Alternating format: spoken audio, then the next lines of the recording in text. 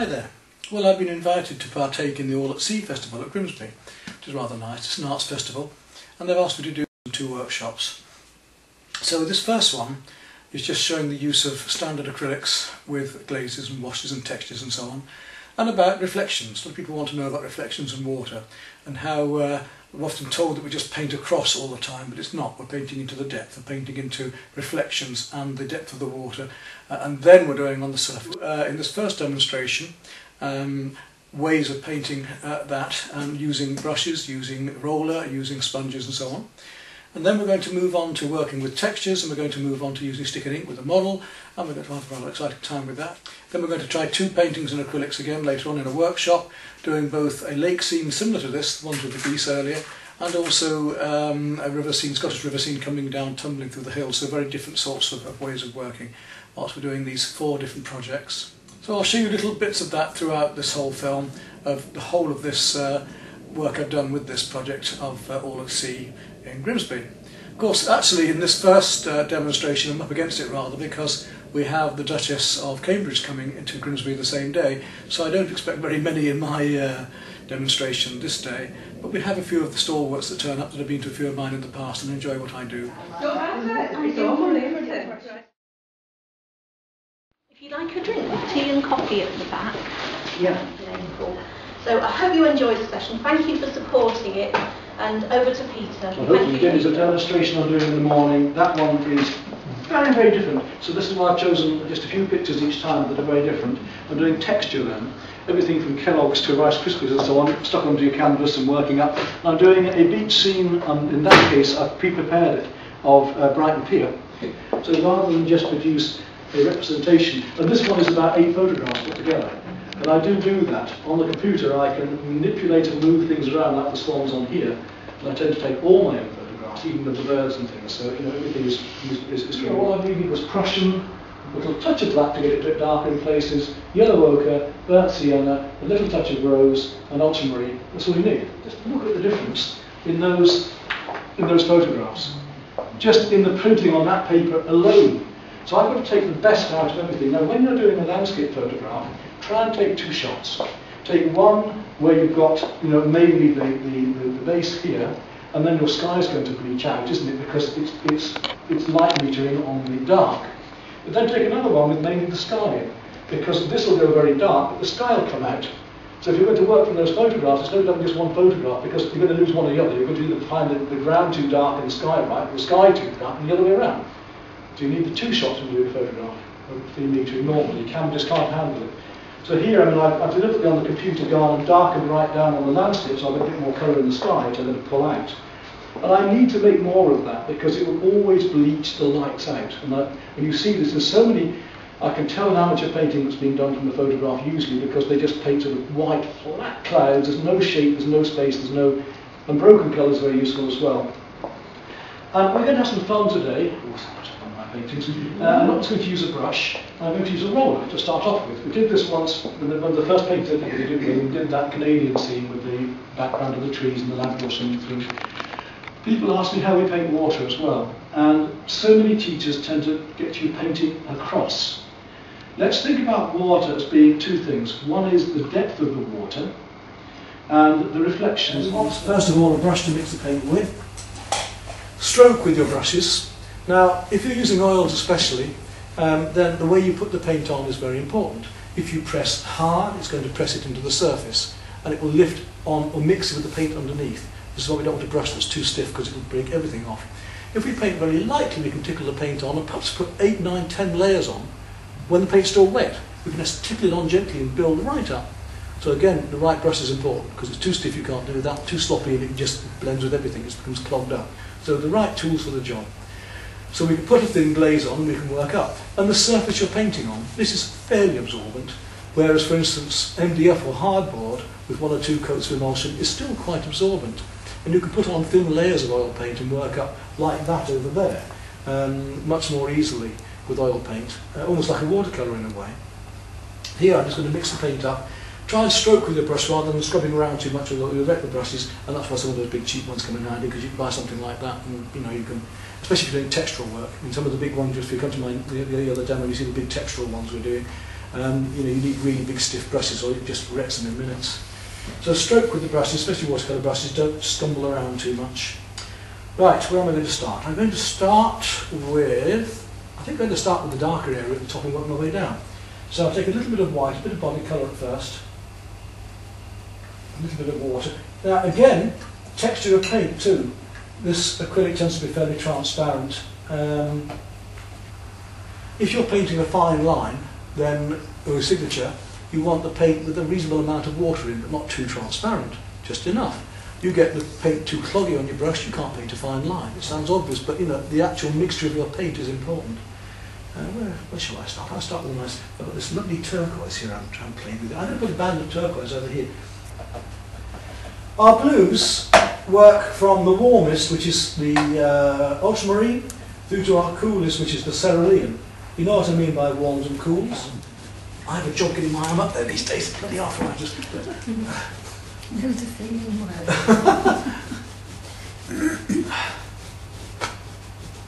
So I shall do this and suffer tomorrow. But the thing is to enjoy. Look how different that blue is now, which suddenly changes the whole thing. And one colour can change something so much.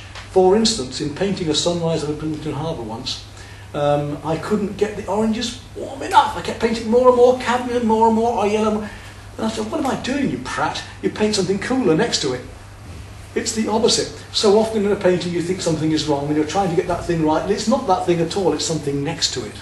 So do look at when something isn't working. It's very often not the thing you're painting, it's something nearby. And I'm going to put a very light bit of pink over that as well in a moment. Now whatever I'm doing here, I'm going to have to do down the water, aren't I? Well, so once asked, isn't there a difference between the reflection and the sky? In different lights, usually one or the other is slightly lighter or darker than the other. I don't know how it works, but just occasionally, yes, you do get a, I'm going to move that one, you do get a slight difference in tone, not so much colour. So take a little bit of some rose and white. I'm going to come back with some cream in a minute, come into that too. Let's have a look, where's my... I'm not drawing anything out this time, I'm just sort of working straight, let's see, halfway. Normally I would work into quarters along the canvas and quarters on the picture if I've got something in detail. I wouldn't bother gridding it right up. So I'm just, what about, that's quarter, that's half, it's about, that's half, that's quarter. I guess we're just above. Yes, it's somewhere here, that line's coming up there for the horizon, and then down below it we're going to be just below half somewhere here, coming down the water and the rushes. Just to give myself an idea, just so I know where I am, that's all I need. But it's one colour over another, you see. Now we're going to go a little bit darker down here. White. Because I'm going to put a cream over this in a minute.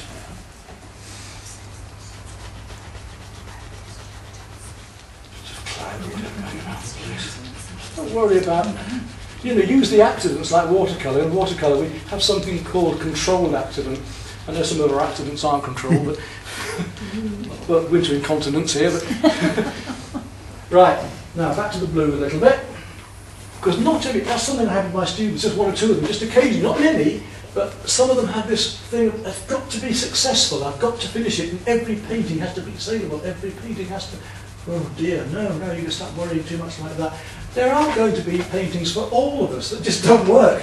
Whatever you do, they're not going to work, and sometimes you've just got to accept that not everything you do is going to be successful. And I've got several, even this big series I'm doing, I've got ones that I like far more than the others. Some of them I don't think are in very good taste particularly, and a bit twee, and there's all sorts of reasons you might not like a work.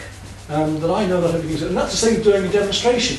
I have to accept that sometimes I'm going to do a demo that just in the end isn't really that good, but at least I'll have shown you the technique.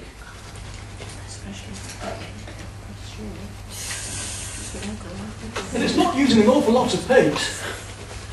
You might think doing something like this you'd use gallows, but not really.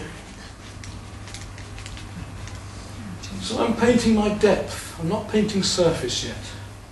And I wanted a little bit warmer than that, so I'm going to add a little bit of yellow ochre to that.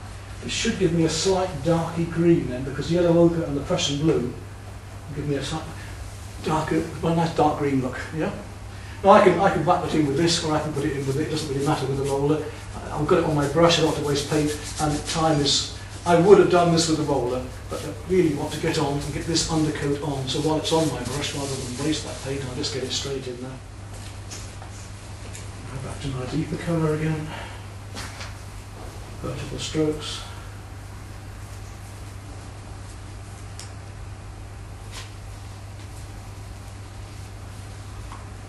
And those trees that come all the way around to here.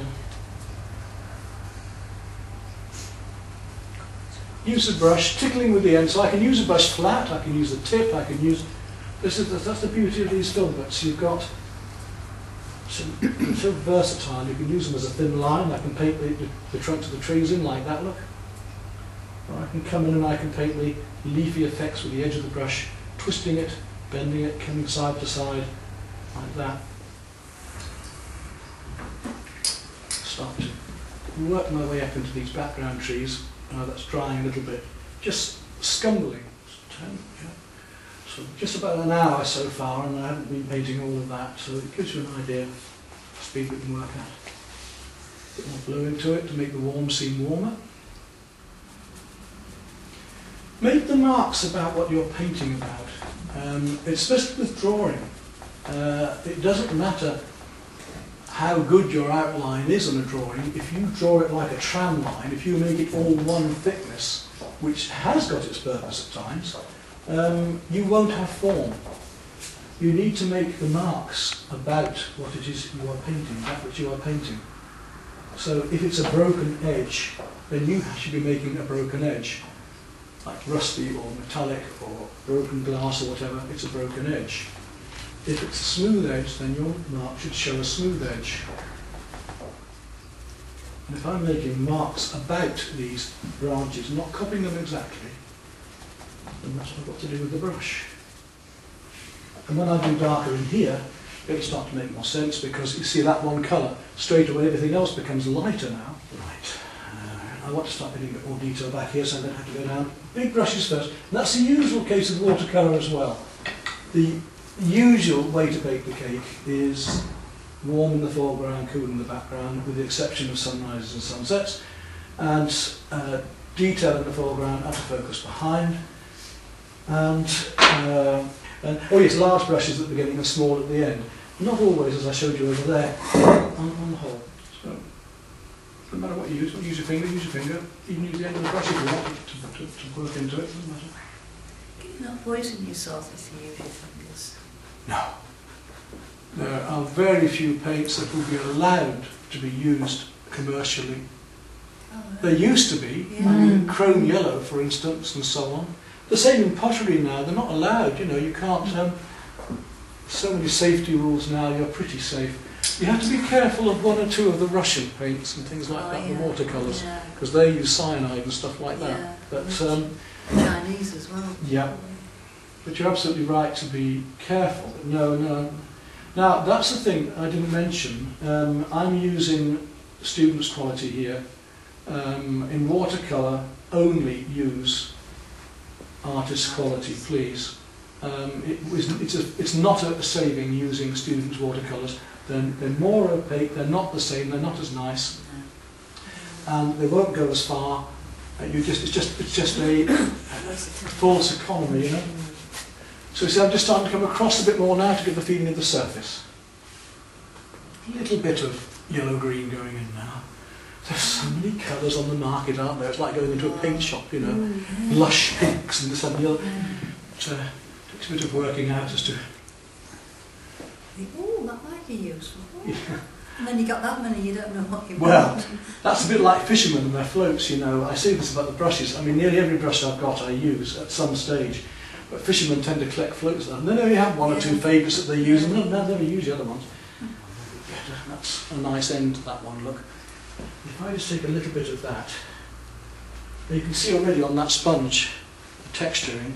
If I want to come into here, you see how I can affect the leaves again. So there are two ways of doing it. We've got the brush where I can actually be very detailed, how I twist that sponge, otherwise I would have exactly the same mark, and we don't want a repeated mark. We want each one to be different. More of that green reflecting in there. Time just to come through the surface. Let's get the surface of the water now. We've got verticals and horizontals. Look, just paint across. You'll usually find that one colour comes into another, that we've got blues, there'll be blues somewhere else, we've got browns, there'll be browns somewhere else. It's not green trees, blue sky, blue water, brown trunk. You know, there's many more colours going on in here. I tend to look backwards and forwards as well on things, little things like this light here I want to break up more. I'm surprised you've done them, a lot of them horizontally. I would have been inclined to do them all up and down. Well, you see, if you look there, they're all over, yeah. And if this is about observation, I'd say make the marks. I'm not painting every single brush in, that's for sure. Yeah. I'm making the marks about what is happening here. So yes, we have got some vertical ones like that, but equally I've got little ones coming over and through them like that. It looks right. I'm just surprised. You know, if I'd have been doing it, I'd have... Well, that's the thing with making things up, and that's observing. And yeah. So you learn something. well, hopefully, yeah. That's what this is about, isn't it? To show you new ways of doing things. And setting these warms now. I'm mixing burnt sienna and the umber now to get some really lovely warms here in the foreground. Because if I put warmer here, it's going to lead the eye in, isn't it? Yeah. Make the background seem cooler. Oops, back a bit. And I want some much lighter greens. Let's have a look, they keep sinking me.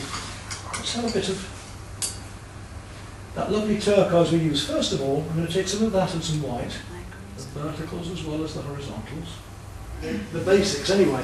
All we want to do now is go lighter and lighter on these highlights, and I might need to get a bigger brush and just go back into some of these areas in a minute. Don't be afraid of it, get in there and make changes if you feel necessary. Comes into there as well. Really look for these colours, verticals.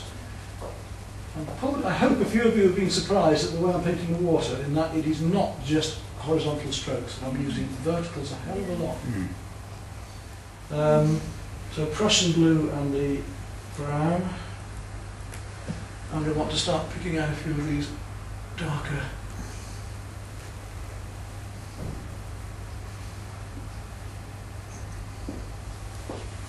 And in the water as well. We've got the surface of the water. Let's have a few little bits of reed and rushes just in the surface here.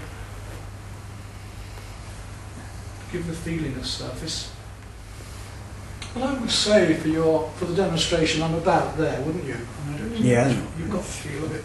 And you can see I'm working verticals, horizontals, working the surface over now. I need to be able to get back to this painting now, because as a painting like this, you know, this is one of the reasons I use long-handled brushes, because I can reach out to see what I'm doing. And I need now to get back to see it. The broken colour here and so on. I was going to say, how do you? A lot lighter, it will become a lot more light in it. These highlights I should really bring out a lot more. I should work on these trees a lot more. They're a bit ugly in the shape I've got there now. I'm going to come in, now I can see it from a distance, I'm going to cut that back there, make that more of a block and a much nicer, more gentle shape here. That's a bit more into the background, that church will be brought out. Pinky backgrounds there, we'll bring that out. Darker up in this corner here, I shall do that and I can get back to it. So it's not a finished painting, but it shows you how you can build it up. So I hope I'll see you on the other ones we're doing. Again. And as I say, for the Art Society, if they want to come over to the gardens, just choose a date and let us know again. And you just pot luck as to what the weather does with the flowers. I shall go back and leave it up now. I shall sit back and look at the pictures and that, and I shall say, well, what I just said, that needs changing, this needs changing, it's lost there, the highlights need to come out, there's a lot wrong with it, which I can't see close up. I would never paint that close to a painting. I would be back here, working backwards and forwards. I would never work that close normally, because you can't see what you're doing. Peter, going on to pastels, are pastels affected by water? Yes, oh yes, very much. Look at the website, there are whole films on using pastels with water. Now, when you use the pastels with water, they'll go 2 tones darker, with the water, but they'll dry lighter. Pastel is fixed by water, so if you put the first coats of pastel on with water, you don't need to spray them. You can put succeeding coats on afterwards and they won't move.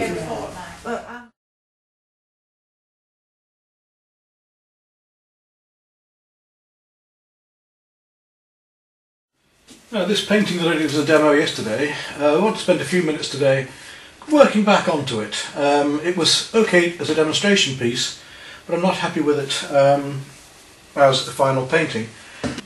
I think it has potential, but I want to work back into it a lot more. So to do that, I'm going to take some more acrylics, really hammer back into some of the colours. The thing with these acrylics is that they are tending to be a little bit thin, a little bit transparent, and I do want to get a lighter colour into places. So I'm going to really enjoy myself hitting back in with the colour again. I'm going to repaint these trees and a lot of bits and pieces of it. I'm going to hit it with some a little bit of rose and a bit of cream in a minute, just to try and get back more vibrance into this. Possibly even make it a bit more abstract as well. But the painting can evolve like this. There's no reason why we have to keep it all the same. We can change things as we want, as we think is necessary. Too much blues and greens before for me. You might think we've lost all that lovely work with the roller and everything else, but not really. It's given us a background effect. I could have stayed as it was. I decided I want to go a stage further. That's what I'm doing. Some rather fun effects now. Wouldn't have got that if I hadn't have taken the chance of destroying the whole thing and going forward, which is what we're doing. I know one of the other artists from yesterday has already picked up on this because she's doing a very large painting, big oil painting, and she was finding it a struggle dealing with this massive amount of surface she got, trying to get the colour on, and the idea of the rollers was very useful to her. And I know I gave her a couple of mine just to get her going. I know she'll be using them and enjoy. Now back to a smaller brush again.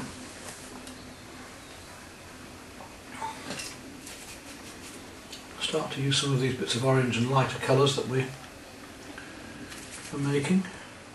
And you see the difference that we've got now. I've had a bit of time to work on this and pay a bit more attention to some of these finer details. You can see the difference that these beautiful colours now that I'm really looking for, I was rather rushing before, are bringing out. Taking our rigger now, I'm going to get some of these finer lines in here for the reeds. Now I want to use the sponge texturing again, up in the tree to the right. And while I'm on that sponge texturing, make a little bit of the very light colour again. A very, very light cream orange.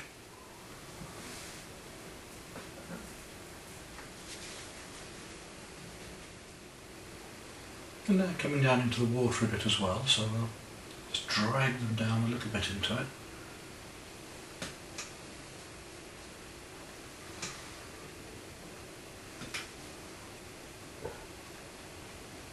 We can push with the sponge and we can drag with the sponge, you see.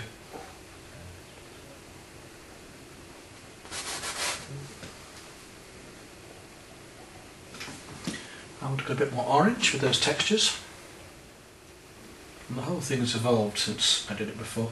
It's very easy to think you don't go any further with a painting, but sometimes you have to almost destroy a painting, go into it, and take that chance. We're down to the last touches on this painting now as far as I'm concerned. But I do want to use a fan brush on it. And I've got one here. And the fan I want to use on the tops of these trees here.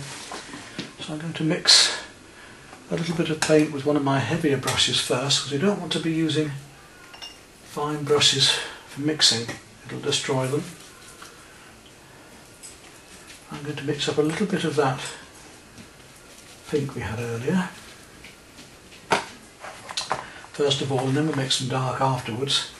Just see if I can bring that back into those trees a bit there, like that. It's rather fun, give the effect of the edges of those trees.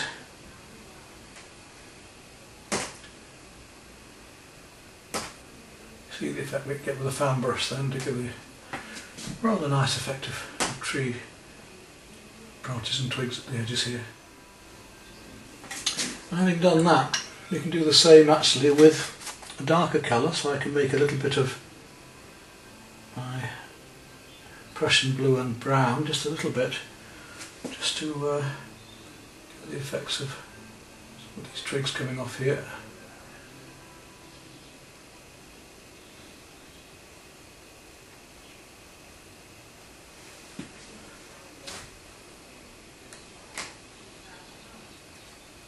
Not too much paint on them, but to make them slightly broken at the edges to get the effects we want. Right, now I need to come back onto the brushes and reeds. That's my fan brush, remember? You see how it breaks up nice at the ends for doing things like those twigs. Just go back to my little round pointed number 2. We've got in the darker areas of the leaves there. Now I might just put 1 or 2 more bits in here and there. A little bit more brown into that perhaps. Some of them a bit more turquoise, so I'm going to add a bit more turquoise into that for these bits of green down this way. The variety and amount of various blues and greens there are in here is rather fun. Now, we've had cadmium orange and white. Let's just try a little bit of the yellow ochre and the white. Give it a slightly warmer tint.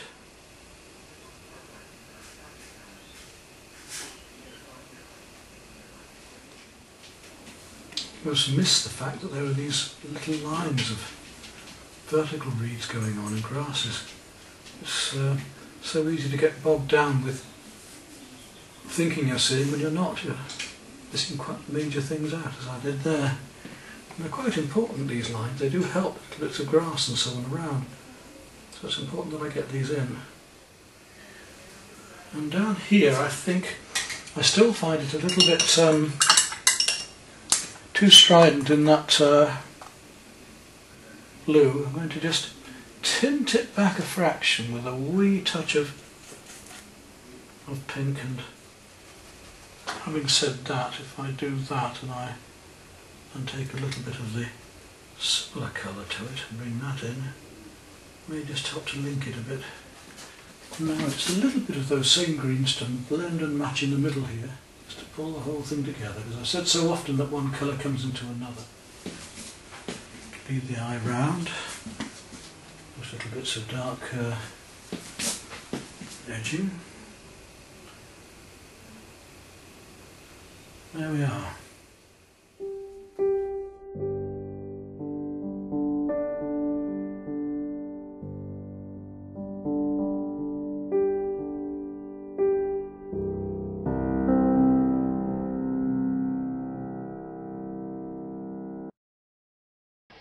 The next demonstration to do for this series was one of Brighton Pier, and here I was going to do a textural work.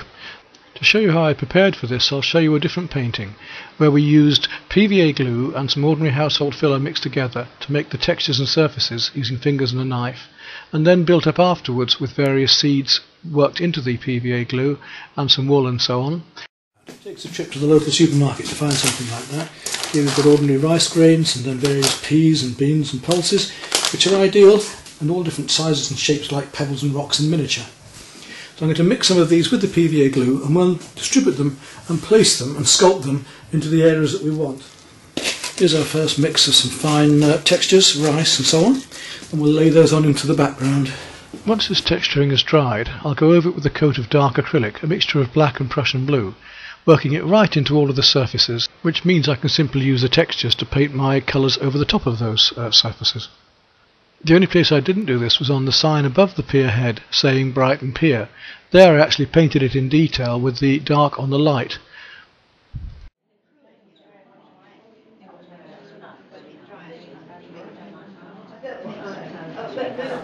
Now last time, last Tuesday, I did this one. We used, it's more traditional painting. You can see now in the light a bit better.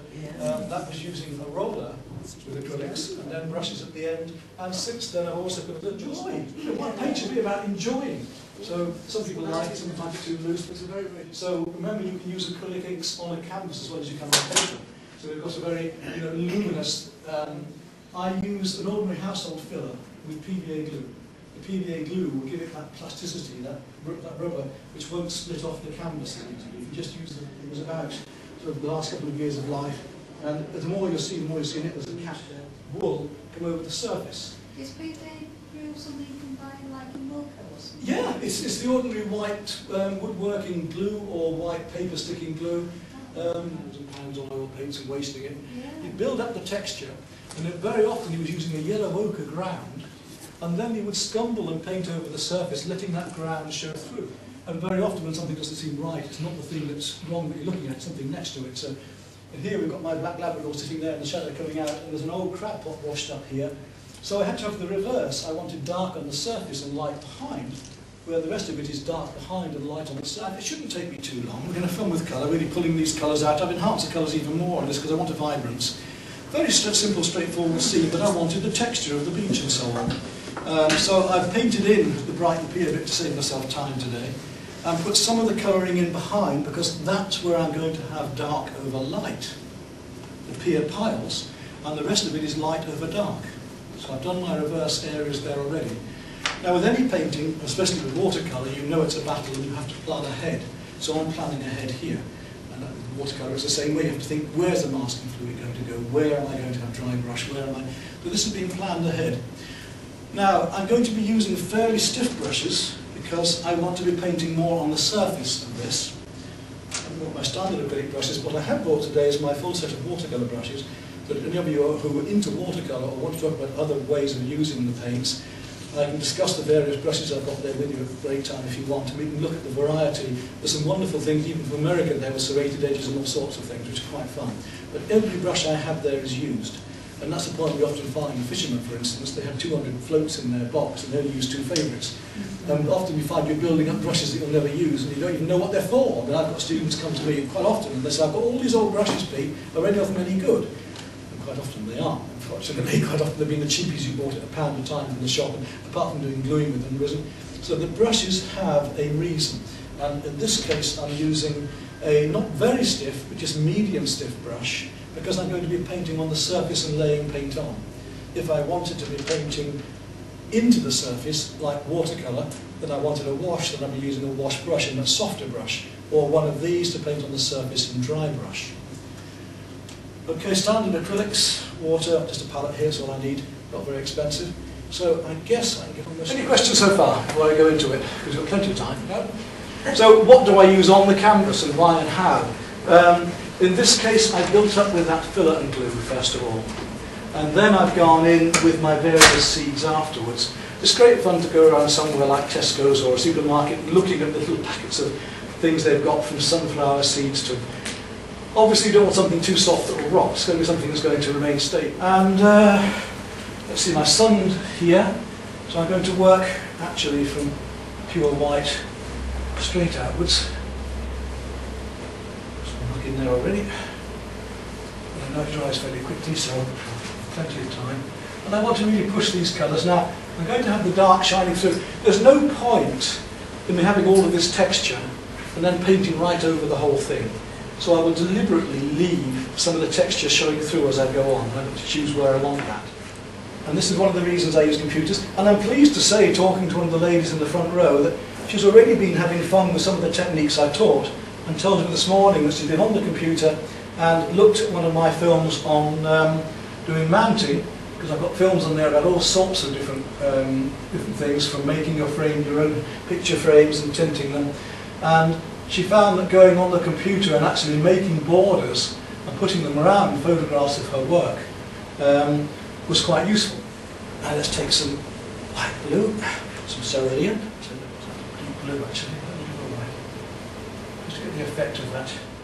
So it's a square brush in this case. Filbert would be alright, but it was the Impressionists that invented the square brush. They were the ones that were doing pointillist technique, little strokes, but everybody was using round brushes up until then. So it's a little bit broken colour as well, isn't it? Let's put a bit of that blue coming down into the sea here, and you see it's just starting to come into effect. And down here is a little bit warmer, slightly browner, so I'm going to take a bit of umber and just tint that in there. These colours are already sinking a bit, and when I said I didn't bring varnish with me or we'll all be stunk out, but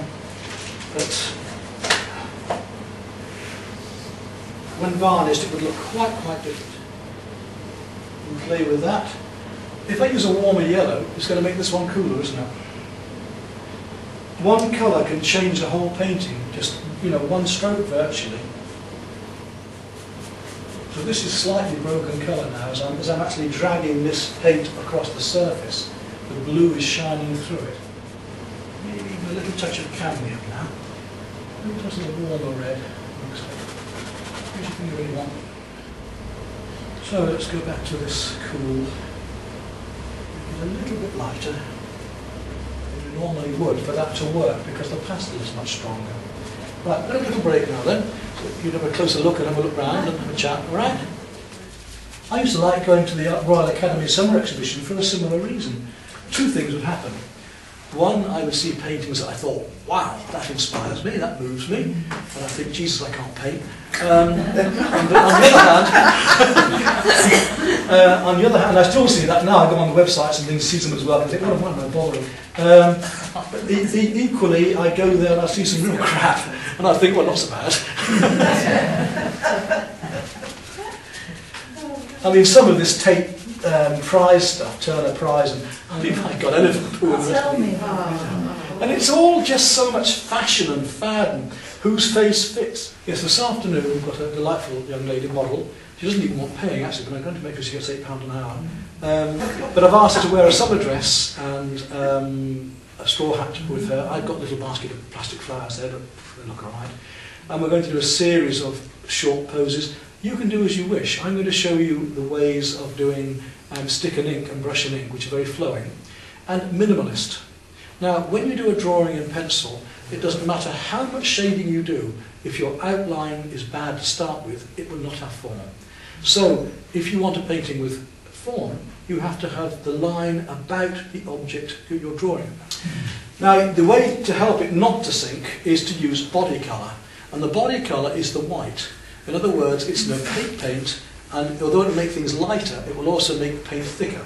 So if I take exactly the same paint, no different, and put a bit of white into it, I don't want it too bright, so I'm using plenty of colour, but I've got that bit of body colour in.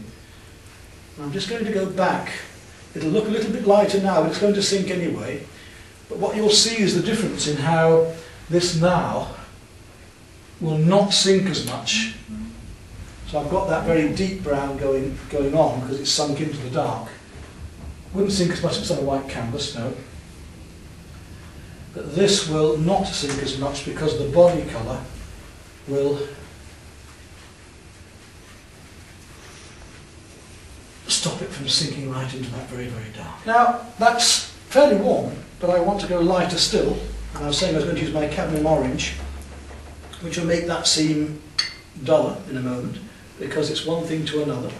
I discussed this last time with a painting I did of Bridlington Harbour, and it was a very bright sunrise through the yachts. And I wanted it very bright orange and yellows and cadmiums. And I kept plastering this stuff on. Could I get it right? But then I thought, you prat, which I often think. Instead of going warmer, go cooler, because it's the opposites. So I was putting in more and more of the blues and the purples, which then made those warm seem warmer, as I was saying earlier. Maybe I want it to be a little bit cooler in places, so I'm going to take a little bit of the blue and just add a bit of that into there to get that glow going. And then I might think about going back up there to finish off. Let's have another look up there, because that's got quite lost.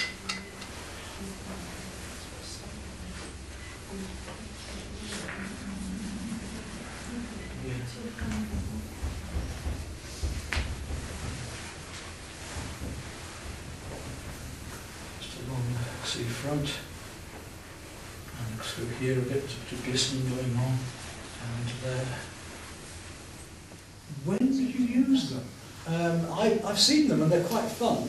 I mean, I tell you what, I've been playing with oil pastels on textural work, and one thing I did with an oil pastel picture once on canvas was to actually take one of those long lighters you can get for lighting the fire and start melting the oil pastel onto the canvas and building it up. That was quite fun. It has sunk.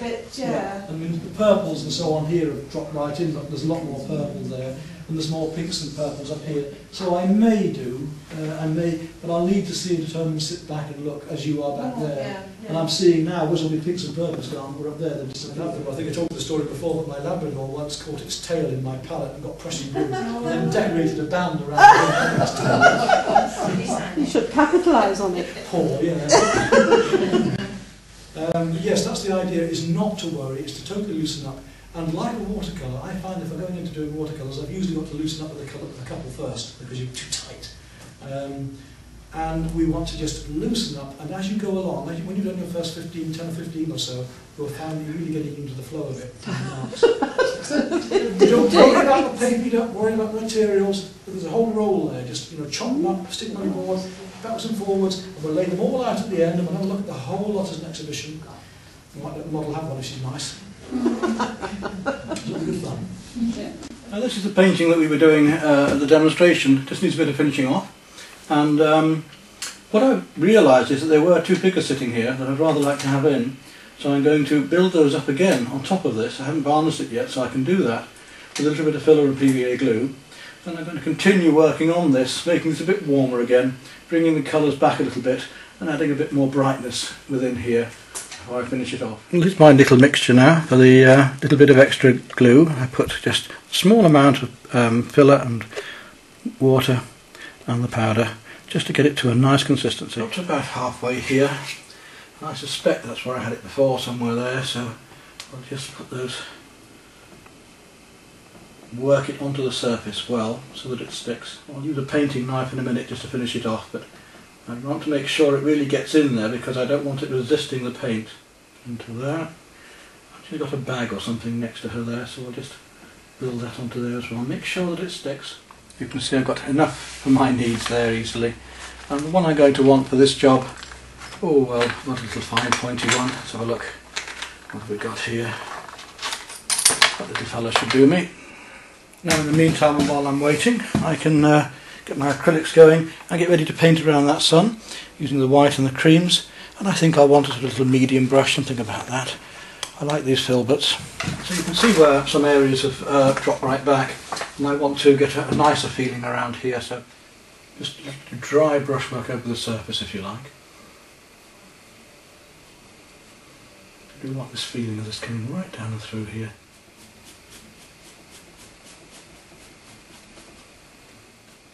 The idea is to get this feeling of looking into the light, of course. See, we've got those figures painted in now. It's only been about 20 minutes and it's dried off enough for me to work on it. So I just need to go in there a little bit more and touch up a few.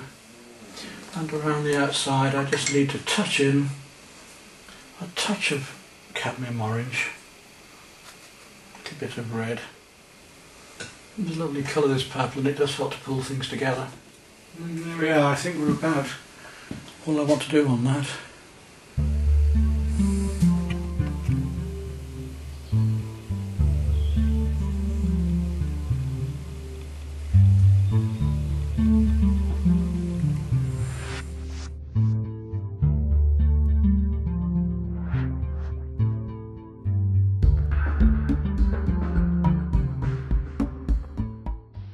Next I'm going to do a 3-hour workshop in 10-minute sessions. Lovely model, and we're going to use stick and ink and brush and ink, that's Indian ink so it's waterproof, and try and use a very flowing method.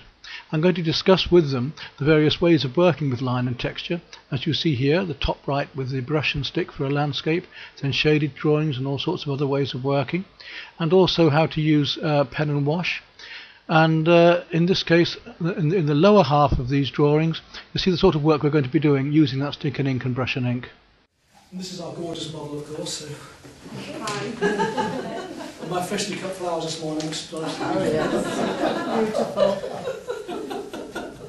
They'll work all right. Now, on the top left of that sheet, on the line sheet, is this person I was talking about earlier called Giacometti. And he works by, he's a sculptor, tends to be fresher and work better than doing. Paint won't wash the ink. Indian ink is waterproof, which is why I said don't get it on the carpet, because it won't get it out. And the Profi pens and so on are waterproof pens as well, so you deliberately buy waterproof pens. There are so many examples in here where somebody's used, in the form of etching, lots and lots of lines to shade. And there's just so many ways that we can work. Like that. Now reach up to your hat a moment. That's good, and keep that. Now, so that's what I want you to do. That turn was lovely. Now, take your left foot to your left a bit as if you're going to take a step to the left. That's right, that's good. Good. Now, you see the sort of pose we want. So, We can change the pose, and if you've got ideas, please say them, don't just leave it to me. If you wanted to kneel, or so 10 minutes a time, because you're not going to be able to stay there that long. Now, the difference between brush and... Now with a brush, not only do you have line, but also you have pattern. So, for instance, if we're doing a flower and we do that, we get a flower coming, don't we? In the same way as the Japanese, if they wanted to do bamboo, then we get this sort of, the brush can be used for patterns and textures anyway, straight away. The beauty of this is that we have a lovely flowing line with the brush. So if I straight away say, right, I've got to fit her in here. Don't worry, I mean, if you actually find you can't, if you just do the top half, that's fine. If you actually not want to do her legs right now, I mean, I might just go straight for that lovely flowing bit of hat, straight on. Try and get it as simple as I can. Comes around the face there, round here. Got that hair coming down. I can use the side of the brush a bit there. Try and get that line. It does tend to settle. You've got to stir it up occasionally. You find grey. Have you mixed water with that? No, although I just washed my brush out.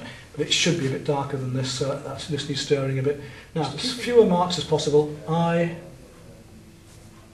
A little bit showing there. Mouth.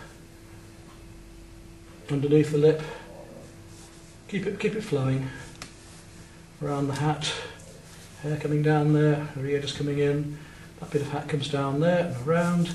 We're not going to be that accurate, we're not going to worry. All we want to do is, so I've got to get going. The more I do, the more I should become flowing as well. If you wanted tone, now this is where you could say, right, I want to have that light against the dark there.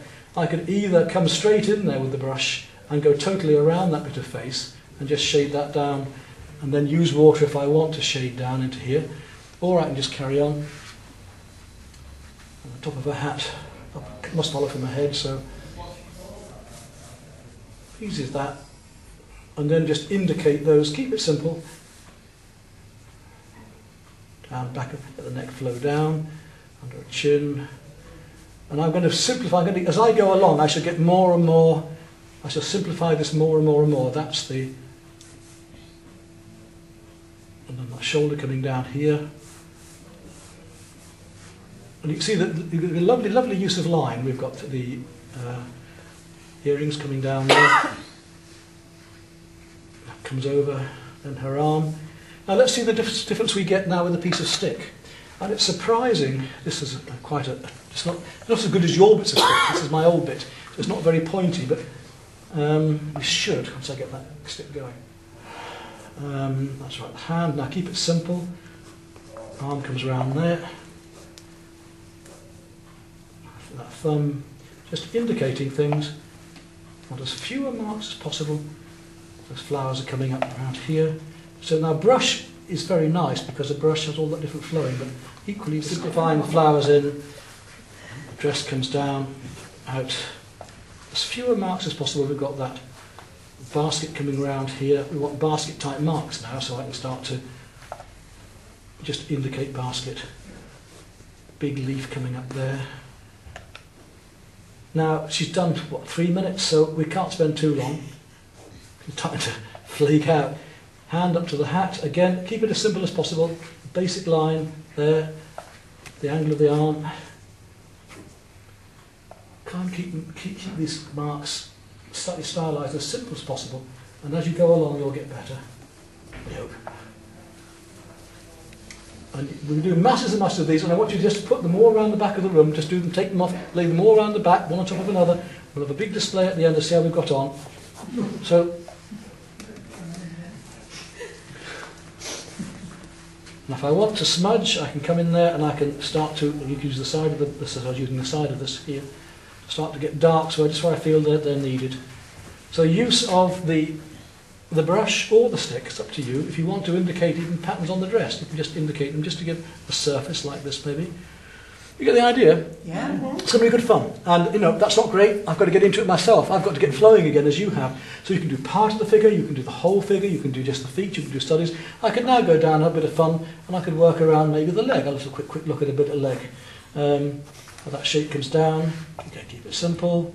And then shoe comes round here, across. Just do quick studies like that, even the flower shape on it, and then the way that dress flows around the other leg. So you see we've almost got somebody standing behind her now. It's good fun.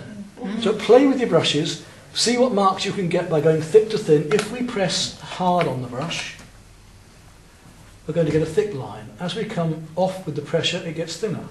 In the same way around, we can go thick, too thin, too thin, too thick. And as I look, for instance, at where the dress is there, I could come around quite lightly there, then go thicker where the shadow is on the leg, then go thinner again. And then I could come down, if I wanted, in a total block for her leg there, down to the shadow. You see how differently we can use the brush. And then cut around that shadow and come down into her foot. Again, around here, I could leave the flower pattern showing and go black around that. There's so many ways you can work using the brush or the stick or both. So lots of fun, lots of paper, stylize, every 10 minutes she's going to move, and don't stay where you are either. Change places with each other at times. If you do one in 5 minutes and you want to change to somebody else and you see somebody else changing, yeah, move around. Or move your chair even if you want to come in closer, we don't block somebody else, but just have fun and enjoy drawing. So now as I go along, already, because I'm going to do it more and more and you get to know the subject you're doing. Right, take a break please. That's it, that's what we'll be doing, like that, okay? Yep.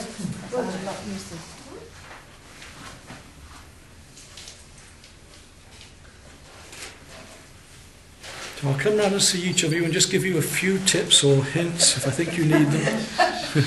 The first thing is, as I say, these first ones are going to be, you're going to be too illustrative, you're going to be too detailed, and as you go along you loosen up, you less marks, you try and make it flow, and do make those marks about the edges. That's the most important thing. As much paper as you require.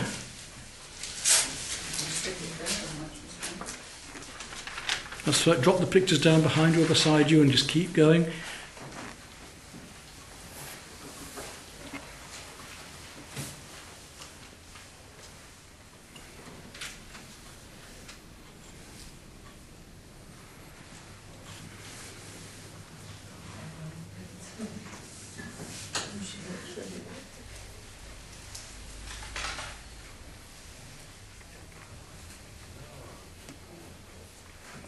So most of you have done at least 5 or 6 now, haven't you? Which is pretty good going. I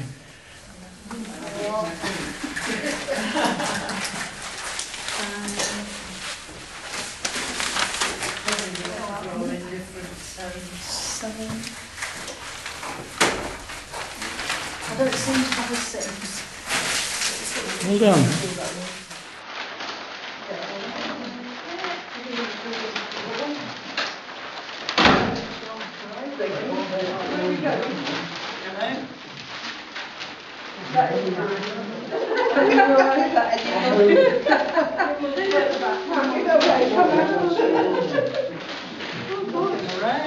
Back to have a photograph, a group shot, yeah.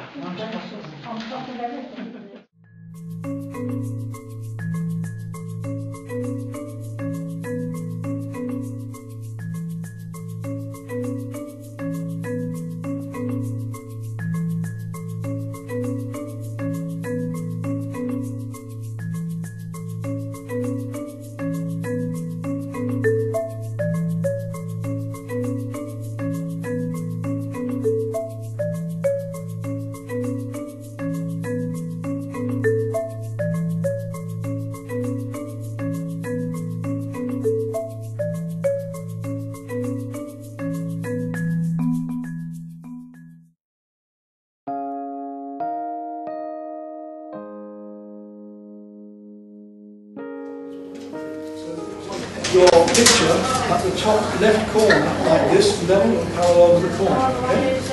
When the diagonal comes down through there and meets there, is the same scale as this piece of paper. Now, if you don't understand something when I say it, please ask me and I'll do it again. Anybody understand what I just said? Yeah. No worry. When the diagonal through there, when it meets here, will be the same scale. Yeah, do your drawings first, and then we'll come back to.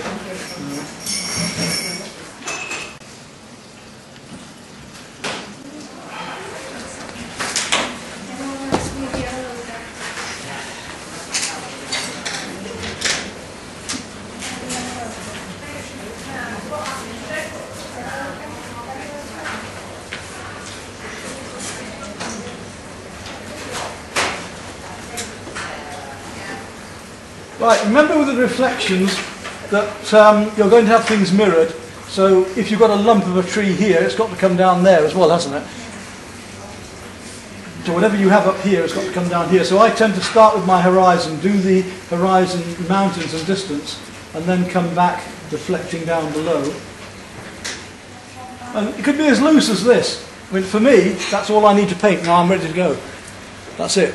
To keep it nice and loose, all you need is the basic shapes of where things are going to go, the basic composition. Yeah? I use a little round brush to do that when I'm drawing out normally, and I will work like this. Unless I'm in the studio, I won't use a pencil, I'll be just working up like this. You're going to cover it anyway, so you're not going to leave those marks showing. Now I'm going to come down to medium fill, but that's this one. In my case, with this size canvas, what have I got here? It's a size 6. The difference in colour intensity, and there's a warm and cool in every colour, even white. Flake white is made from lead. It's that slightly bluey white. Titanium white is slightly pink. Why I make my own blacks with using Prussian blue and so on is because I can get a warmer or cooler by adding more brown and more blue. I'm not saying we can't use black, and there will be times when we'll use it. We may even use it today to get the very darks at the end. We get more vibrance with colour. Now, in every single colour there's a warm and cool. So yellow ochre is a very golden yellow, it's a very warm yellow. Lemon yellow is a very cool, much lighter, slightly bluer yellow. And with the reds, cadmium red is very orange and hot. If we used, say, alizarin crimson, it goes more towards the purple. It crosses over from the purple into the blue. So a warm blue is a purple, a cool blue is cerulean, a middle blue would be ultramarine, and so on. Every single colour is going to have warm and a cool. And that's right, so I've got white, burnt sienna, a tiny touch of purple, and a wee touch of the Prussian blue. Let's see how that looks on there. Now, when you first paint onto a white canvas or board, the paint always looks too dark. Don't worry, because we're going to cover it. So a little bit darker than that, and there's got a bit more Prussian. I'm fighting the cafe here. A bit more Prussian, a little bit more of the purple. Do we need to mix it with water? No, I've just dampened my brush of fraction, but you don't want it too thin. You want to cover that one. Now you always start with the white and add the colour to it. That's better. The reason being that if you start with the colour and add the white, you'll end up with a gallon. So if you start with the white and just tint gently in with the colour, you'll not use all your paint up. I'm going to completely come across the top of the canvas with that look. What colour is starting off with then? So that was white White. as your body colour, Yeah. and then adding a little bit of burnt sienna, that's the brown, Yeah. and then a little bit of Prussian blue, and a little bit of the purple to give me that purpley grey for the top of the sky there. Look, you can see what I'm doing, because you can see as I put this colour on, same as that one over there. I want to work fairly quickly, because we're working with acrylics and they tend to dry very fast. I need to get this on to blend any other colours in, if I want to blend any other colours in. I'll put a little bit of water into that now, just to thin it down a bit. You see, come out and have a look. And look at my palette, see what I'm mixing. Come have a chat with me here. Don't sit there stewing or getting hot on the colour if you can't quite see what's going on. You know, I know it's a page you have to get around with somebody. If you can't move, sorry, but if you do want to come out, do. Don't worry about that. Right, I'm going, because we're painting with opaque paints, we can paint light over dark or dark over light, which we cannot do with watercolour, can we? With oils or acrylics, we can paint one over the other. Now I'm going to add a bit more of the purple, and a little tiny touch of the red. Touch of red. Yeah, strangely enough. The, what was it called? Magenta, wasn't it? Yeah, magenta. No, I got pepper. Yeah, magenta, that's the purpley pink. You start with your biggest brushes, normally, and you finish with your smallest. And that's the usual, like baking the cake, that's the usual golden rule. There are exceptions to every single rule. I'm not going to say this is the way to paint with acrylics, this is the way to do that, somebody else is wrong. There are so many ways to paint. When you come to the join here, just feather it in with the tip of your brush. So I'm using my brush at different angles now, just to feather that joint in. So where I've got that joint, I'm just feathering it together. Now feathering means using the tip of your brush and tickling. And I've tickled that in little directional strokes like that, look, to blend it in. It's an impressionist technique, very useful. So I've gone again and mixed a little bit more white in with that same colour. I only had to use a smidgen of colour to cover this. It doesn't take a lot of paint. And I've gone a little bit lighter, a little bit pinker again. I'm going to bring a cool colour over this in just a moment.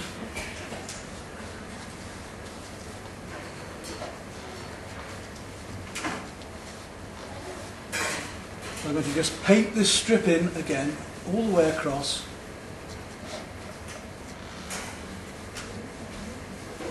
Right up till it joins again. Start feathering it in when you join it. Little tickles of the brush to make that feather join in. How are you going lighter? Putting more magenta? So I put a little more white and a little more magenta, yeah. Not much, don't make it too pink, but you know, we're all doing the same photograph here and they're all going to turn out differently. There's going to be nobody's the same, which is going to be quite delightful because we're going to have different lights and different moods in them. Then just feathering those clouds in, little strokes like that. We've got the... You're not covering any of the trees, are you? No, I've just come down. I've just come down to the horizon line, the very back horizon. Now remember what a horizon line is. The horizon is the curve of the earth. It is not the mountains, it is not the edge of the trees. If you could see through those mountains and trees, it is the curve of the earth, the same height as your eye level. And anything above that is not the horizon, it's where sky meets whatever.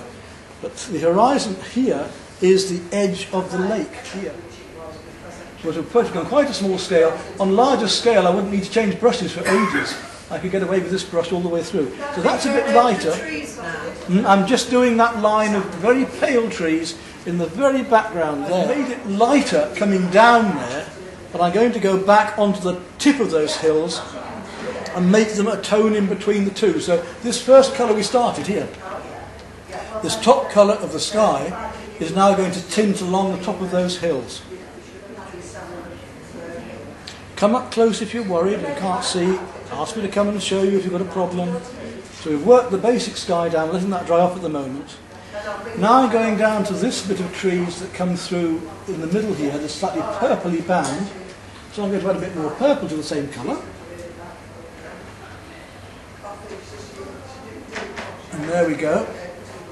I'm going to bring that in all the way through, down to the water's edge here. What do you add into that? Just a little bit more purple into the same dark colour I did for the top edge of the hills, which, if you remember, was the same colour we started with. We started with the white, the Prussian blue, a little bit of brown, and the purple, didn't we? So we're back to same, but I'm adding a little bit more purple there now. Not much more, but a bit more. And when I've done that, I'm going to take a little bit more white again and just soften the lower edge of it. Just paint back in the white, blend it in at the lower edge here. Just soften that lower edge to make it misty again. To be more purple. Yeah. So what I'm going to do now is just help you to learn how. You see how that's coming out more blue into that. Grey we can make with brown and blue. We can make lovely greys with brown and blue. So by using these, in fact, by using these together, you see we're getting there more now. Look, purple again, and that's almost. Put a bit here. That's almost there. Look, just a little bit more purple. Hey. A little touch of that. And then we've got control. We can have a warm grey or a cool grey, can't we? Yes. And now we can work into that with any reds or purple. I'm going to start off with, not that, I'm going to make a little bit of yellow ochre and white into the same colour I've just been using, that light one, a touch of the yellow ochre. Into the purple? Yeah, into that mid-purple grey you had before, and it's quite a bit lighter look. And I'm going to just feather in, tickling in these bits of light. It's not too much white, I'm going to go lighter in a minute. Just a little bit. Twisting the brush around, turning it as I go, and finding these little light areas here, coming through behind the sky like that, look. Just dragging it over the top of the canvas, letting the colour show through underneath slightly. And as the paint runs out on my brush, and this is to do with these brush skills I was talking about, we press slightly harder where we want the paint thicker, and we press lighter, where I just want it dragging across. And see the different directions I'm working in with that brush tip. And this is why I like filberts, because the filberts allow me to have that control with a slightly rounder ended brush. But any brush will do it. And I'm just scumbling down, just dragging over the surface. Scumbling is dragging the dry brush slightly over the surface, letting the colour underneath show through here as the paint runs out on my brush. So one brushful is doing my entire painting here, just by pressing harder or lighter. So now we're coming up to some of our lightest areas, our sort of silver areas. So I'm just going to add some more white into that same colour and a little more yellow ochre, not much, just a tad. I don't want it gleaming out at me. So you're learning now about building up. There's a reason for all I'm doing. There's a reason for everything I'm teaching you. You might not realise it at first, but when we're finished I'll be able to point it out to you. But we're gradually building up our layers of paint from mid-tones. Brush now? No, same size brush. Okay. Excuse me, are you painting on top of the yellow ochre? I'm painting on top of the areas that I've just done and making some of them lighter to the water and painting the same colour as you went along. But in this case I just want you to get used to painting one thing at a time. You hopefully remember the colours you made and go back. So that's the next stage then. We're going to go lighter Are you on a smaller brush now?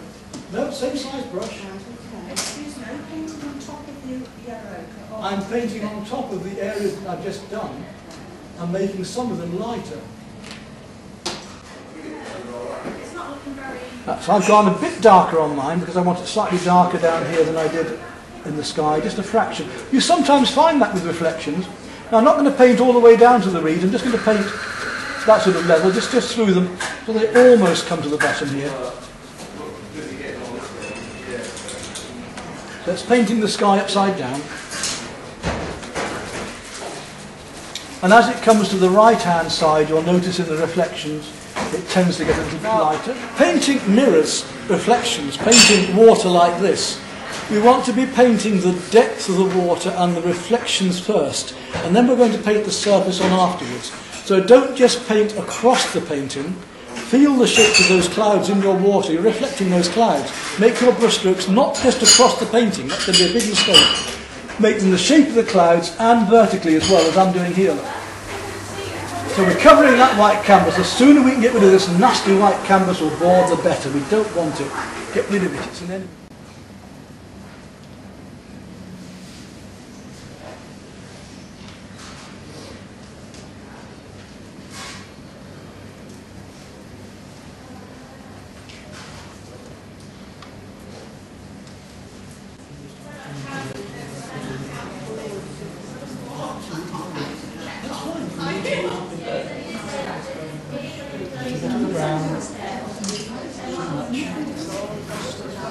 Just to take one colour, you've got to gradually add them up, because that gives us our grade. So that's too much. So that's the other way of there. Look at my little brush strokes. So I'm working them vertically as well as. Now as I come up there and it gets pinker, I'll take a little more of the. So you've got your lovely blue colour here. Let's use what we've got on the colour. So much paint there you can almost do the entire painting. It's amazing how little you actually really do.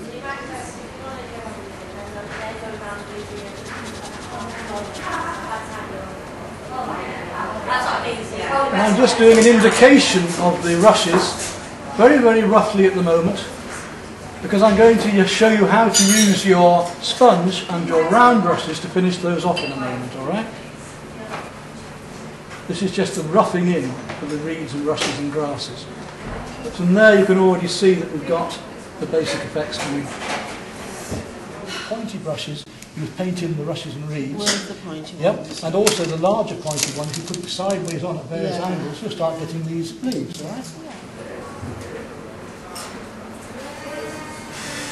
Like I say, if you have to leave it and move on to the next one, let's not worry too much, because you'll have seen what to do, and you can take those sheets home with you. As I'm doing now, I've made that into a blade, like a Stanley knife, and I'm now coming across with that, using the blade of the brush to give me the thinnest edge here. Now when I come to do the leaves, if I just place my brush like that, I can get the leaf shapes. just by placing my brush onto in different directions onto the canvas to get this explosion of leaves coming off that bit of... And I can keep working that. If I would keep working that up now, putting those reeds in more and more and more. The only thing I haven't done is that in these reeds down here, there are some lighter areas as well to flick in, of light reeds as well as dark. The thing with the sponge is very easy to start doing penny a yard. You start chucking it on and it looks like a pattern because you use the sponge in the same way. Wrong, big mistake. Twist and turn the brush, the sponge, so that you get a different touch every single time. Right, if I want to put a little bit of dark into here, I'm just going to touch the very edge of my sponge and I'm just going to put some little bits of leaf and stuff on there. Look. And I'm twisting as well. I can take my white and I can start putting a few textures in like that down here as well with the lighter colour. I need to take those down a bit, but use my finger. Well, this morning it's time to carry on with this piece of work that we were doing yesterday in the workshop, and it needs to be finished off. So I just brought it back here and I've taken out my normal set of... I'm using the same acrylics and choosing just a couple of brushes to use, an ordinary round and a rigger. And so we'll finish off the two demonstration pieces that we're doing. I need now to go into the rushes and reeds and details and a bit more of the texturing and just tidy this up. Well, the first colour I'm going to want is, I think I might just work on the sky a little more. We'll just make a bit of glazing onto the sky now because yesterday I had to paint very quickly and rather abruptly.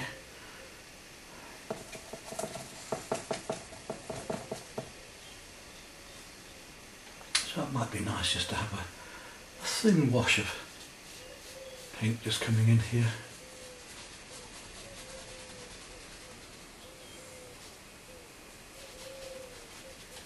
So I've thinned down a little bit of white and a touch of the purple. I'm just laying in over here. And this blue is playing against the pink, of course, and as I was saying the other day, you know, we can play warm against cool, rough against smooth and light against dark. Now we can start to work on the surface a bit more, so I can start to bring some of these darks across the water a bit. And I'll take a little bit more ultramarine and put that into there, a bit bluer in there. Right, down to a fine brush. Nice fine rigger, you see. So I can put all these finer details in now quite quickly. Just flicking them in. You could use the small pointed brushes, the ordinary rounds, and a 0 or something like that, but I'm actually finding for doing very fine work like this on a smaller scale painting that these are ideal. Crisscrossing here, lots and lots and lots of them. We could put sponge texturing in as well. I'm not too worried about that. I just happy enough with what I'm getting here at the moment. We certainly will use the sponge texturing back on the woodland scene that we've done after this. And just as importantly, the way that the light comes down through there as well. Make myself a light purple again.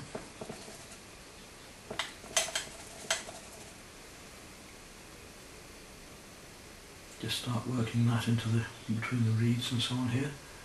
Just get the feeling of the reflection a bit more again. So that purple is just coming through the trees over here as well. Use your finger if you need to.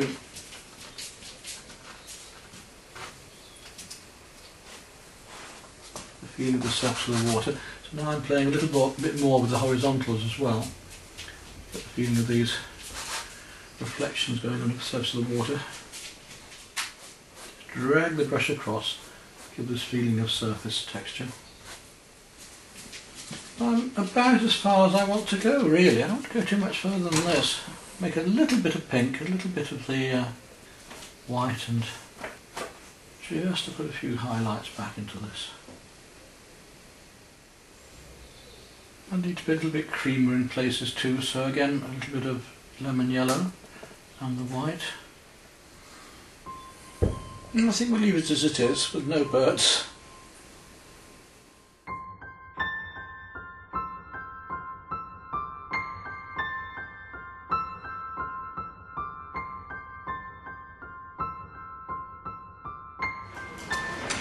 And I can see what you learnt already just by going round. All of you have gained something from this. You've learnt about the materials, the colours, the use of the brushes.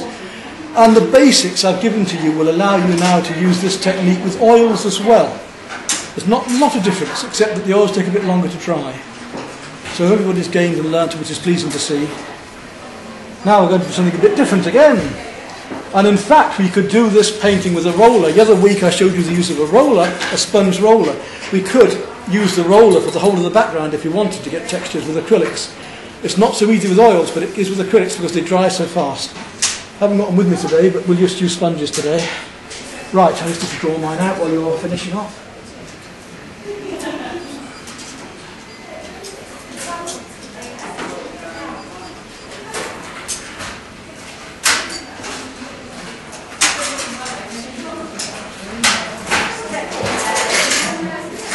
Yeah, don't have too much brown. Make sure you've got plenty of the blue and then add the brown into it. Otherwise you will get a more greeny colour. If it does do that, add a bit of purple to it. And that will take it back as well.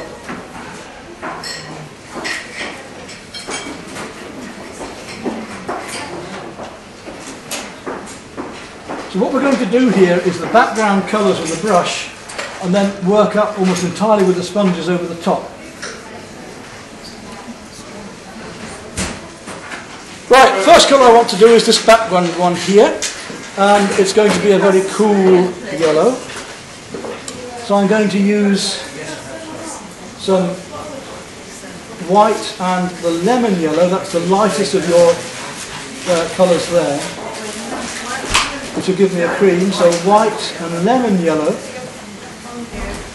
with the tiniest touch of cerulean. I mean very tiny. Just to cool it back a bit, look. Very tiny touch. Going all over the trees? I'm going wherever the lightest bits are and only leaving some bits where there's just so much leaf that I don't need to put it in. So all of these light areas like that, look, but just leaving a few areas where those bigger branches are, because I'll go in reverse.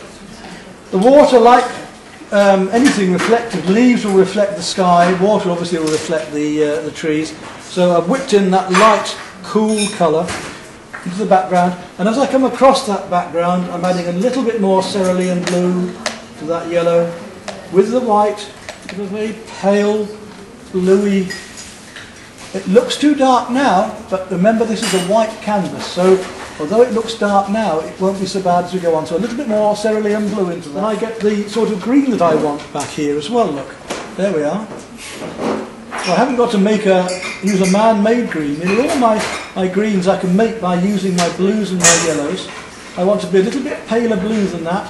In a minute I'm just going to work those in. Just tickling it in with my brush strokes at the moment. We're going to make the texture in a moment. Let's not worry too much about that. This is just where the larger areas are. It's too green. I want more blue, more white. I want it paler. So more blue going back there. This is just blocking in these larger areas of branches. There we go. Next colour is to come down into these woodland areas. One mid-tone before I do all the texture in. So in that case I'm going to take some clean brush. Again I'm going to start with the body colour white. I'm going to add a little bit of the burnt sienna.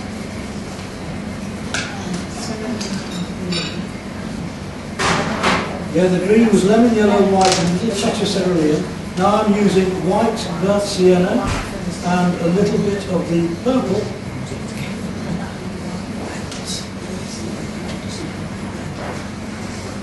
Because I want the mid-tone down there as the shadow before I put all these light brown bits on. There's a lovely bit of purple so that's shadow. White sienna and what purple? Burnt sienna and a little touch of the purple, yeah. Purple. Now, a little bit more of the purple, a little bit more of the white, and I'm going towards the background more here, which is making it cooler.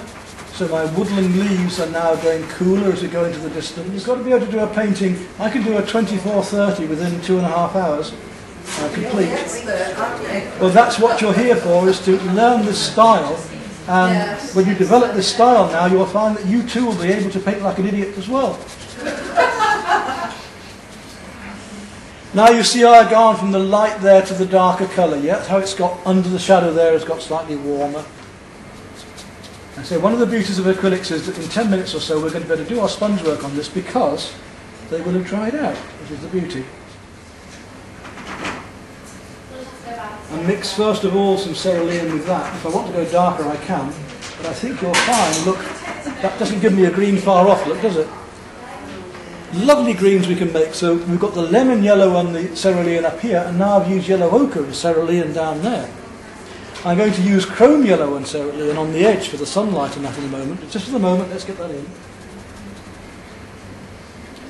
And there's a patchwork. In fact, I'll paint the whole tree in next to it the same colour because I put the patchwork of the... Now don't just work along things. When you're painting arms or trees or...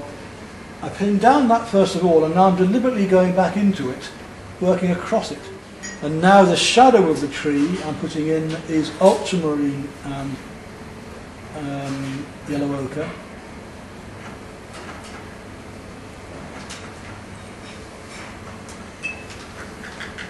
And if you see that colour anywhere else, then now's the time to shove it in, which I do. I see it going on in the rocks over here.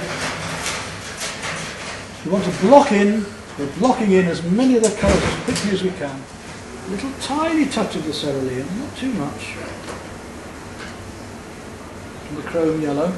And that should give me a lovely warm green that side, so it doesn't need, it's not far off the yellow itself, the sunlight coming across there.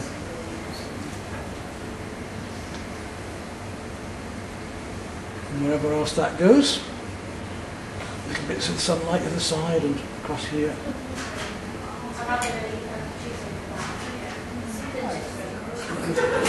White ultramarine, and I'm turning it into a slightly greyer colour, so white ultramarine and a little touch of the brown just to make it slightly greyer look. You don't want it a bright blue, and let's fill the whole of that bit in there. So it's a nice soft colour, it's a nice gentle blue-grey.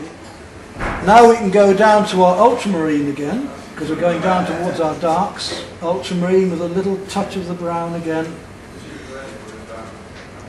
And in fact I'm going to put a bit of the greeny, that's as dark as I can put that big dark rock in down there, look, slab it in. With all the white, we're going to put the white back in of the water, of the foam. If we tried to paint foam like the photograph, which we're going to do a bit, but if we just do that, it will look as it does on the photograph, a bit plasticky. So we want to be, in a minute, we want to be a bit more aggressive. We want to be a bit more forceful with the brushstrokes too. So that again is, I'm not using the Prussian now, I don't really need it. If I wanted to go really black, I could do, but I'm just going to use the ultramarine and burnt sienna again. Make the brush into a blade and start painting these background trees in.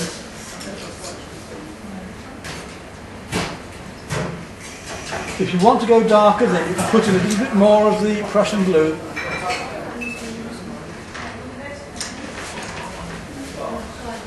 It's a broken line I'm doing to let the leaves show through. You don't work as hard and fast as this in your lines, have you? This will make you go. Now you see the effect we're getting. We've got the basic ambience of it, we've got the basic impression of it, we've got the feeling of light and so on. All we need to do now is start putting in the sunlight. We've got most of our darks in. So, we were talking about water. I'm going to start on the foam of the water with my darkest of mid-tones of the foam and work to the lighter. So I'm going to start with a fairly warm blue. I'm going to take my ultramarine and white and just start to make these cascading bits of water. So ultramarine and white, so fairly warm, cool. feel my way around these. And they come right up through into here.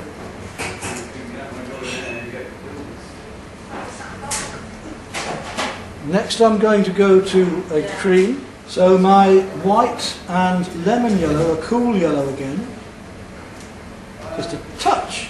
Now you want really, don't use water at all. You want pure white and a little touch of that lemon yellow. And you want it nice and creamy because you're going to start putting in these little highlights of the water. Almost pure white in places. Coming down here, little dots and dashes. So pure white, very little water at all. And start to feel these bits of cascading. And lemon yellow. Yeah, a little touch of the lemon yellow. Much. And that should give me a light enough colour to start doing some of the textures down here of the leaves, depending on my sponge texture. You can see what I'm doing there, so we're working up that. The same I've been doing, texturing with the dark on the sponge too, through. Then I'm going to go to my greens. Same greens, mixed strong greens. I'm going to start making some quite strong greens, so I'm going to use my chrome yellow, ultramarine, different green altogether.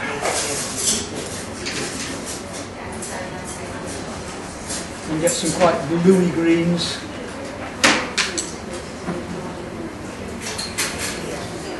And I start texturing in these leaves.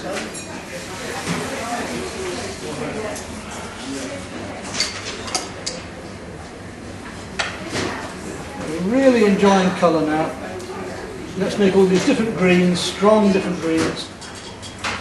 Anyway, I've got to finish off now because our time is up. But hopefully you get the idea, yeah?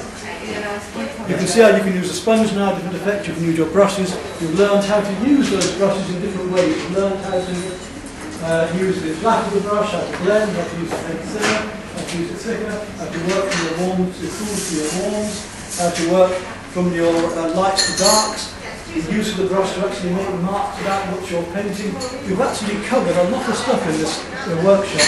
It's now up to you to go back and finish them off and enjoy and put it together, isn't it? Yeah, a lot of hard work, well done. And are you pleased with what you got done, really?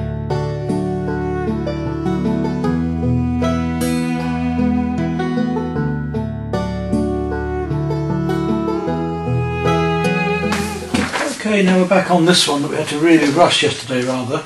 And I want to come back into this and refresh the colour somewhat.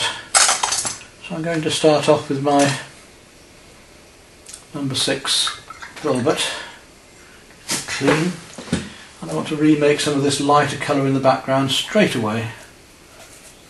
I'm managing to just use the colour I had from yesterday still. Now I'm going to be using a very light cream. I'm also going to be using a little of the very light blue as well, back into there, very very light indeed, just to get this effect of the light going through. Yeah. I'm going to tickle it in over the existing colour with the brush to get this shimmering effect of sunlight coming through the branches here. Painting these larger leaves in with the rounded tip of the filbert is quite useful. Make it a little bit warmer now. I'm going to add a tad of the brown to it because I've got some very warm colours going through in the background, shining through here. And in others not so warm, others would have been playing it much more purple. So I'm making some red and some purple now just to soften back into here, make it cooler. I'll be bringing some blues into here in a moment as well. It's amazing how much one colour comes into another. The blue does come into this tree trunk for instance, and these different cools and blues that are happening behind as well. Even in the trees here, these birch trees and things that are going on. Now I've got time to look a bit more because I was having to rush a lot yesterday. I prefer to be able to see and look, observe. It's very important if we're doing a figurative painting to observe. Riggers, very very handy for things like this. You can just flip them in. So work from our larger brushes down to our smallest. I want to go back to my small round brushes because I need to go back to painting these leaves in that we just started to do earlier. So I'm going to go back to number 4 and start making up some of these stronger greens again. I can redefine and refine all this bit of painting now, putting in little bits of highlight. All the various blue-greens would be a lot bluer just there. And suddenly the painting starts to come together, doesn't it? I don't think we're a long way off on that now. Possibly we just need to come in with the drawing a bit more. One or two lighter leaves again. And then possibly a little sponge work, we'll see. So now I think it's just a matter of finishing off, and we need to just make a few more dark textures around here. Get some of these bits of sponge now, just to give a few more textures in the leaves down the bottom. So I can make this lighter, but equally I can make the darks darker to make it look lighter around it. So we're playing with the opposites again, as I was saying earlier. And I might come out and bring out just one or two more of these leaves again.